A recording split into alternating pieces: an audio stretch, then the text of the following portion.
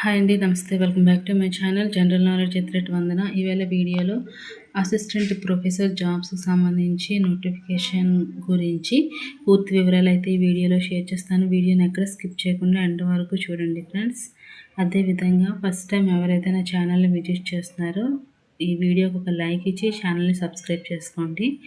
ఇప్పుడు మనం నోటిఫికేషన్ వివరాల్లోకి అయితే వెళ్ళిపోతాం.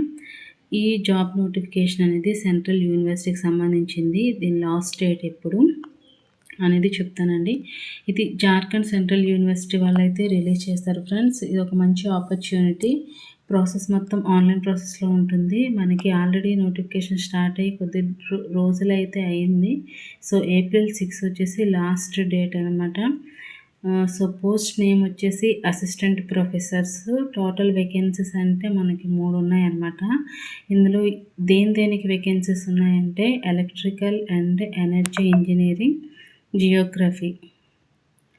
ఇంకా ఫ్రెండ్స్ జాబ్ టైప్ చూసుకుంటే ఇది టెంపరీ బేసిస్ అనమాట. అంటే పర్మనెంట్ జాబ్స్ కాదు, టెంపరీగా మనకి ఛాన్సెస్ ఇస్తారు.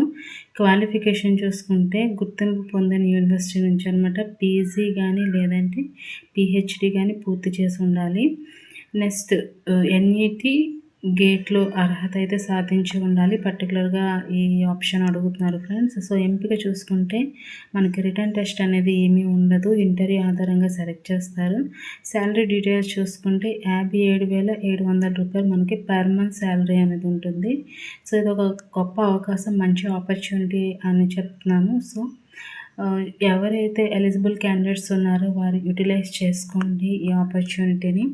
నెక్స్ట్ ఇక్కడ ఒక అధికారిక వెబ్సైట్ ఇచ్చారు ఫ్రెండ్స్. దాంట్లో మనం తరచూ అప్డేటెడ్గా ఉండాలి. వెబ్సైట్ చూడండి, ఇక్కడ నేమ్ నేను మెన్షన్ చేస్తున్నాను.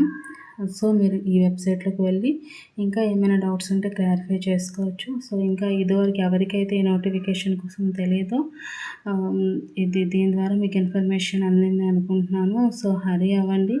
ఇంకెవరికైనా ఈ విషయం తెలియజేయాలనుకుంటే వీడియో షేర్ చేయండి. Thank you friends. Have a nice day.